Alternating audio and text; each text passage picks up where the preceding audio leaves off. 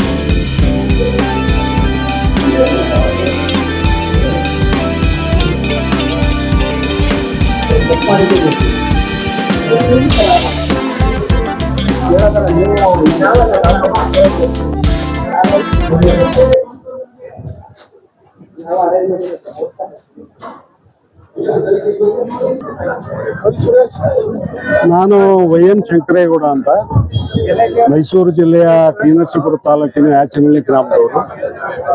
ನಾನು ಕೃಷಿ ಪತ್ತಿನ ಸಹಕಾರ ಸಂಘದ ಅಧ್ಯಕ್ಷ ಮತ್ತು ಹಲವಾರು ಜಿಲ್ಲಾ ಹಾಗೂ ರಾಜ್ಯ ಮಟ್ಟದ ಸಹಕಾರಿ ಸಂಸ್ಥೆಗಳಲ್ಲಿ ನಿರ್ದೇಶಕನಾಗಿ ಕೆಲಸ ಮಾಡ್ತಾ ಇದ್ದೀನಿ. ಇವತ್ತು ಏನು ಕೇಳಿದ್ರೆ ಹೇಳ್ಬೋದು. ಇವತ್ತು ಆಪ್ಕಾಮ್ಸ್ ಚುನಾವಣೆ ನಡೀತಾ ಇದೆ. ಪ್ರಾಯಶಃ ಆಪ್ಕಾಮ್ಸ್ ಚುನಾವಣೆಯಲ್ಲಿ ಈ ಸಾರಿ ಆಗ್ತಾ ಇರ್ತಕ್ಕಂಥ ಚುನಾವಣೆ ಸ್ವಲ್ಪ ವಿಶೇಷವಾಗಿ ಪ್ರಚಾರ ದೃಷ್ಟಿಯಿಂದ ಮತ್ತೆ ಪ್ರಜ್ಞೆಯನ್ನ ಹುಟ್ಟಿಸುವ ದೃಷ್ಟಿಯಿಂದ ಸ್ವಲ್ಪ ಹೆಚ್ಚು ಪ್ರಚಾರಕ್ಕೆ ಬಂದಿದೆ. ಇದು ಅಗತ್ಯ ಇತ್ತು. ಕಾರಣ APMC ಚುನಾವಣೆ ಹೊರತಾಗಿ ಯೋಚನೆ ಮಾಡಿದ್ರೆ ರೈತರಿಗೆ ಸಂಬಂಧಪಟ್ಟಂತ ಸಂಸ್ಥೆ ಇನ್ಯಾವುದಾರ ಇದ್ರೆ ಅದು ಆಪ್ಕಾಮ್ಸ್. ಈ ಆಪ್ಕಾಮ್ಸು ಇನ್ನೂ ಹೆಚ್ಚು ಪ್ರಬಲವಾಗಿ ಬೆಳಿಬೇಕು. ಯಾಕೆಂದ್ರೆ ರೈತರ ಬೆಳೆಗಳು ಏನಿವೆ ಆ ಬೆಳೆಗಳಲ್ಲಿ ವಿಶೇಷವಾಗಿ ಇವತ್ತು ತರಕಾರಿಗಳು, ಹಣ್ಣು, ಹಪ್ಪಲಗಳನ್ನು ಬೆಳೆಯುವಂತಹದ್ದು, ಅವಕ್ಕೆ ಸೂಕ್ತವಾದ ಮಾರುಕಟ್ಟೆಯನ್ನು ಒದಗಿಸಬೇಕಾದ್ರೆ ಈ ಆಪ್ಕಾಮ್ಸು ಪ್ರಧಾನವಾದಂಥ ಪಾತ್ರವನ್ನು ವಹಿಸುತ್ತೆ. ಆದರೆ ಅದು ಇಲ್ಲಿಯ ತನಕ ನಮ್ಮ ನಿರೀಕ್ಷೆಗೆ ತಕ್ಕಂತೆ ಬೆಳೆದಿಲ್ಲ. ಬೆಂಗಳೂರಿನಲ್ಲಿ ಬೆಳೆದಿರುವ ಹಾಗೆ ಅಥವಾ ಇತರೆ ಕೋಲಾರದಲ್ಲಾಗಿರುವ ಹಾಗೆ ನಮ್ಮ ಮೈಸೂರು ಭಾಗದಲ್ಲಿ ಅಷ್ಟು ಹೆಚ್ಚು ಗಮನ ಸೆಳೆಯಲಿಕ್ಕೆ ಸಾಧ್ಯ ಆಗಿಲ್ಲ. ಅದಕ್ಕೆ ಯಾವ್ಯಾವ ಕಾರಣ ಅನ್ನೋದನ್ನು ನಾನು ಈ ಸಂದರ್ಭದಲ್ಲಿ ವಿಶ್ಲೇಷಣೆ ಮಾಡಲಿಕ್ಕೆ ಹೋಗಲ್ಲ. ಆದರೆ ಈಗ ಬರುವ ಚುನಾಯಿತ ಮಂಡಳಿ ಆ ದಿಕ್ಕಲ್ಲಿ ಪ್ರಯತ್ನವನ್ನು ಮಾಡ್ತಾರೆ ಅಂತೇಳಿ ನಾನು ನಂಬ್ಕೊಂಡಿದ್ದೇನೆ.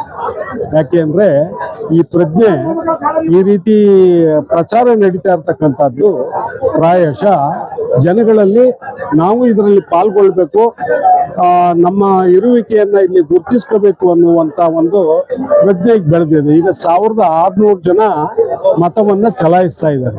ಪ್ರಾಯಶಃ ಇನ್ನು 5 ವರ್ಷದಲ್ಲಿ ಇದು 10,000 ದಾಟಿದ್ರು ಏನು ಸಂಶಯ ಪಡಬೇಕಾಗಿದೆ. ಆ ಮಟ್ಟಕ್ಕೆ ಇದು ಇವತ್ತು ಪ್ರಜ್ಞೆಯನ್ನು ಹುಟ್ಟಿಸಿದೆ. 10,000 ಅಲ್ಲ, 1,00,000 ಆದ್ರೂ ತೊಂದರೆ ಇಲ್ಲ. ಯಾಕೆಂದ್ರೆ ಅಷ್ಟರ ಮಟ್ಟಕ್ಕೆ ಇದರ ವಿಸ್ತಾರ ಇದೆ. ಮೈಸೂರು ಜಿಲ್ಲೆನ 7 ತಾಲೂಕಲ್ಲಿ ಬಹುತೇಕ 80% ಜನರು ತೋಟಗಾರಿಕೆ, ವ್ಯವಸಾಯ, ಇತರ ರೈತೋಪಿ ಕೆಲಸಗಳನ್ನು ಹಮ್ಮಿಕೊಂಡಿದ್ದಾರೆ. ಹಾಗಾಗಿ ಇದು ಇನ್ನೂ ಹೆಚ್ಚೆಚ್ಚು ತೆರಕಬೇಕು. ಈಗ ನೂತನವಾಗಿ ಆಯ್ಕೆ ಆಗುವಂತ 3 ಸಿಂಡಿಕೇಟ್ಗಳಿವೆ. ಎಲ್ಲರೂ ರೈತರ ಮಕ್ಕಳೇ, ಬಹುತೇಕ ಅಲ್ಲಿ ಇರ್ತಕ್ಕಂಥವ್ರು ಎಲ್ಲ ರೈತರ ಮಕ್ಕಳು. ನಮಗೆ ಈ ಗೆದ್ದು ಬರುವಂತ ಸಿಂಡಿಕೇಟ್ ಏನಿದೆ, ಆ ಸಿಂಡಿಕೇಟು ರೈತರ ಪರವಾಗಿ ನಿಂತು ಕೆಲಸ ಮಾಡಬೇಕು. ಇನ್ನೂ ಹೆಚ್ಚೆಚ್ಚು ಮೈಸೂರು ನಗರದಲ್ಲಿ ರೈತರಿಗೆ ಬೇಕಾಗುವಂತ ತರಕಾರಿಗಳು, ಹಣ್ಣು ಹಂಪಲುಗಳನ್ನ ಸಿಕ್ಕುವ ದಿಕ್ಕಿನಲ್ಲಿ ಕೆಲಸ ಮಾಡಬೇಕು ಅಂತ ಹೇಳಿ ನಾನು ಅವ್ರಿಗೆ ಶುಭ ಹಾರೈಸ್ತೇನೆ. ಹಣ್ಣು ತರಕಾರಿ ಬೆಳೆಗಾರರ ಸಂಸ್ಕರಣಾ ಸಂಘದಲ್ಲಿ ಇಂದು ಚುನಾವಣೆ ನಡೀತಾ ಇದೆ. ಇದು ಜಿಲ್ಲಾ ಮಟ್ಟದ ಚುನಾವಣೆ. ನಿರ್ದೇಶಕರ ಸ್ಥಾನಕ್ಕೆ ಕೂಡ ನಾನು ಸ್ಪರ್ಧೆ ಮಾಡಿದ್ದೇನೆ. ಇಲ್ಲಿ ಹಲವಾರು ವರ್ಷಗಳಿಂದ ಹಲವಾರು ಕಾರ್ಯಗಳು ರೈತರಿಗೆ ಆಗ್ಬೇಕು, ಯಾವ ಆಗಿಲ್ಲ. ಡಿಜಿಟಲ್ ಕಾರ್ಡು, ಡಿಜಿಟಲ್ ಮಾರ್ಕೆಟಿಂಗ್ ಆಗ್ಬೇಕು. ಮತ್ತು ಬಂದಂತ ರೈತರಿಗೆ ಒಂದು ಶೌಚಾಲಯ ಇಲ್ಲ, ಒಳ್ಳೆ ಮಾರಾಟ ಇಲ್ಲ. ಹಣ್ಣು ತರಕಾರಿ ತಂದ್ರೆ A grade, B grade, C grade ಅಂತಾರೆ, ಮತ್ತೆ ವಾಪಸ್ ಕಳಿಸ್ತಾರೆ. ಯಾಕೆ ಕಳಿಸ್ಬೇಕು? ಇನ್ನೂ ಹಲವಾರು ಕಾರ್ಪೊರೇಷನ್ ಇಂದ ಪರ್ಮಿಷನ್ ತಗೊಂಡು ಮಾರಾಟ ಮಳಿಗೆಗಳನ್ನ ಮಾಡಿ ರೈತರ ಬೆಳೆಗಳನ್ನೆಲ್ಲ ತಗೊಂಡ್ರೆ ಆ ಮಾರಾಟನ ಮಾಡ್ಬೋದು.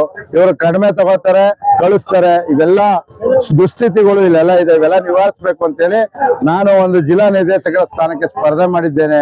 ನಮ್ಮಲ್ಲಿ ತುಂಬಾ ಜಾಗ ಇದೆ. ಲಲಿತ್ ಮಾಲ್ ಹತ್ರ ಕೂಡ ದೊಡ್ಡ ಜಾಗ ಇದೆ, ಇಲ್ಲೂ ಜಾಗ ಇದೆ. ಇಲ್ಲಿ ಅಭಿವೃದ್ಧಿ, ಮೂಲ ಸೌಕರ್ಯ ಅಭಿವೃದ್ಧಿನೇ ಇಲ್ಲ ಇಲ್ಲಿ. ಹಂಗಾಗಿದೆ. ಈ ಒಂದು ಕೆಲಸ ಮಾಡಬೇಕು ಅಂತ ನಾನು ಬಂದಿದ್ದೇನೆ. ನನ್ನ ಹೆಸರು ವರುಣ ಮಹೇಶ್ ಅಂತ. ಸ್ಪರ್ಧೆ ಮಾಡಿದ್ದೇನೆ ನಿರ್ದೇಶಕರ ಸ್ಥಾನಕ್ಕೆ. 29 ಬಜಾಜ್ ಚೇತಸ್ ಸ್ಕೂಟರ್. ಎಲ್ಲ ಜನ ನನ್ನನ್ನ ಬೆಂಬಲಿಸ್ತಾರೆ ಅಂತ ಅನ್ಕೊಂಡಿದ್ದೀನಿ ಸರ್.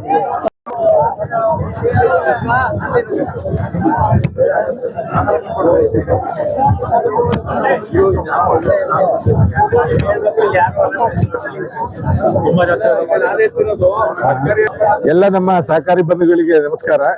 ಇವತ್ತು ಜಿಲ್ಲಾ ಆಪ್ಕಾಂ ಸಂಘದ, ಸಹಕಾರ ಸಂಘದ ಎಲೆಕ್ಷನ್ ನಡೀತಾ ಇದೆ. ಬಹಳ ಸಿಸ್ಟಮ್ಯಾಟಿಕ್ ಆಗಿ ಎಲ್ಲನೂ ಕೂಡ ಅರೇಂಜ್ಮೆಂಟ್ಸ್ ಎಲ್ಲ ಚೆನ್ನಾಗಿ ಮಾಡಿದ್ದಾರೆ.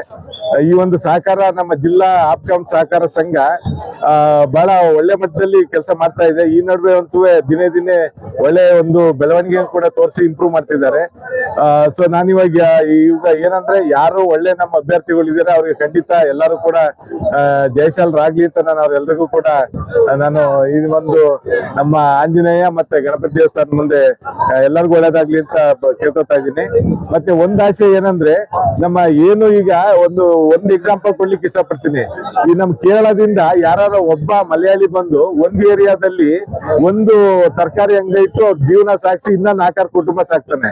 ಆದ್ರೆ ನಮ್ಮ ಏನ್ ಆಪ್ಕಾಮ್ ಸಂಸ್ಥೆ ಇದೆ, ಈ ಸಂಸ್ಥೆ ಇಡೀ ನಮ್ಮ ಎಲ್ಲಾ ರೈತರದ್ದು ಏನೇನೋ ಅವರು ನಮ್ಮ ತರಕಾರಿ ಬೆಳಿತಾರೆ, ಹಣ್ಣು ಬೆಳಿತಾರೆ, ಅವ್ರನ್ನೆಲ್ಲ ಡೈರೆಕ್ಟ್ ಆಗಿ ಒಳ್ಳೆ ರೇಟ್ ಕೊಟ್ಟು ಖರೀದಿಸಿ ಡೈರೆಕ್ಟ್ ಆಗಿ ಗ್ರಾಹಕರಿಗೆ ಕೊಡಂಗೆ ಈ ಒಂದು ನಮ್ಮ ಜಿಲ್ಲಾ ಆಪ್ಕಾಮ್ ಸಂಸ್ಥೆ ಮಾಡ್ಬೇಕು ಅಂತ ನಾನು ಒತ್ತಾಯ ಪೂರ್ವಕವಾಗಿ ಹೇಳ್ತಾ ಇದ್ದೀನಿ. ಯಾಕೆಂದ್ರೆ ಬೇರೆ ಸ್ಟೇಟ್ ಇಂದ, ಕೇರಳದಿಂದ ಬಂದು ಒಂದ್ ತರಕಾರಿ ಇಟ್ಕೊಂಡು ಇಡೀ 4 ಸಂಸ್ಥೆ ಸಂಚಾರ ಮಾಡ್ತಾರೆ ಅಂತ ಅಂದ್ರೆ, ನಾವ್ ಯಾಕೆ ಈ ಸಂಸ್ಥೆ ನಮ್ಮ ರೈತರಿಗೆ ನೇರವಾಗಿ ದುಡ್ಡು ಕೊಟ್ಟು ಏನು ಅವರು ಕಷ್ಟಪಟ್ಟು ಬೆಳಿತಾರೆ ಆ ಬೆಳೆಗೆ ಅಷ್ಟು ಕಷ್ಟಪಟ್ಟು ಇವತ್ತು ಎಲ್ಲ ರೈತರದ್ದು ಸಮಸ್ಯೆಗಳು ಮತ್ತು ಅವ್ರ ಕಷ್ಟಗಳನ್ನ ಎಲ್ಲರೂ ನೋಡ್ತಾ ಇದೀವಿ.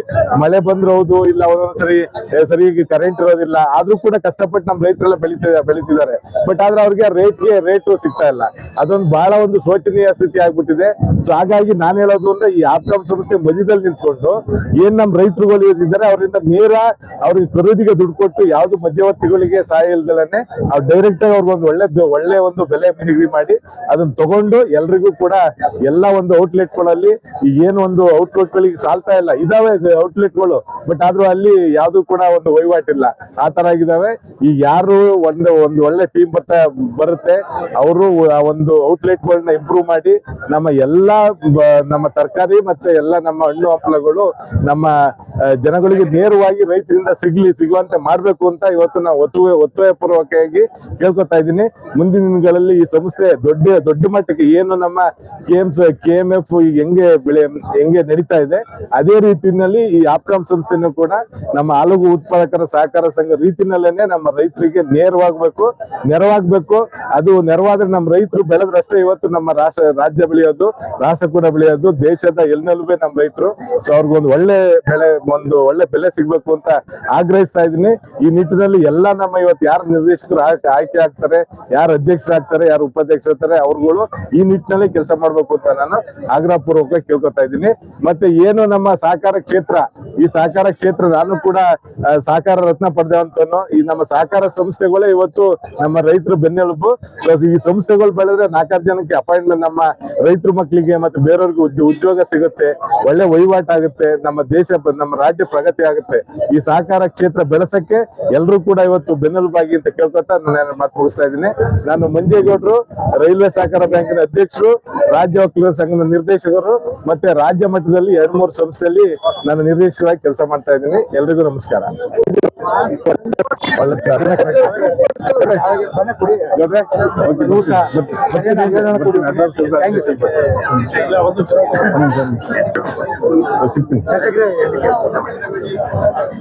ಹಲೋ, ಏನಪ್ಪ ಏನ್ ಪದ್ಮನಾಭ ಅಂತ ಮೈಸೂರು ಡಿಸ್ಟ್ರಿಕ್ಟ್ DSMS ಇಲ್ಲಿ ಜಿಲ್ಲಾ ಆಪ್ರಾಂಶ ಕಳೆದ ಸಾರಿ ನಿರ್ದೇಶಕರಾಗಿ ಒಳ್ಳೆ ಕೆಲಸ ಮಾಡಿದೀವಿ. ಈ ಸಾರಿ ಕೂಡ ಅದೇ ಕೆಲಸ ಮಾಡಬೇಕು ಅಂತ ಹೇಳಿ ಮತ್ತೆ ಚುನಾವಣೆ ನಿಲ್ತೀವಿ. ಚುನಾವಣೆ ನಿಲ್ಬೇಕಾದ್ರೆ ಒಂದು ತುಂಬಾ ಇನ್ಸಿಡೆಂಟ್ ಆಗಿ ಆ ಕಾರಣದಿಂದ ನಿಂತ್ಕೋಬೇಕಾಗಿತ್ತು. ಸೊ ಅಲ್ಲಿಂದ ಇಲ್ಲಿವರೆಗೂ ಕೂಡ ನಾವು ಎಲ್ಲೂ ಕೂಡ ಸೋಲನ್ನ ಕಂಡೇ ಇಲ್ಲ. ನಾವು ಈ ಚುನಾವಣೆ ನಿಜವಾಗ್ಲೂ ಕೂಡ ನಮ್ಗೆ ಒಳ್ಳೆ ಚುನಾವಣೆ ಆಗಿದೆ. ಸೊ ಗೆದ್ದ ಮೇಲೆ ಕೂಡ ಅದೇ ತರ ಒಳ್ಳೆ ಕೆಲಸವನ್ನು ಮಾಡ್ತೀವಿ. ಜೊತೆಗೆ ನಮ್ಮ ಮೈಸೂರು ಜಿಲ್ಲೆಯಲ್ಲಿ ಎಲ್ಲ ಮಾಡಿದೀವಿ. ರೈತರ ಹಿತಾಸಕ್ತಿಯನ್ನು ಕಾಪಾಡಿಕೊಂಡು ರೈತರ ಪರವಾಗಿ ಆ ಕಾರಣದಿಂದ ಮಾಡಿದೀವಿ. ಮತ್ತೆ ಚುನಾವಣೆ ಗೆಲ್ಲಬೇಕು ಅಂತ ಹೇಳಿ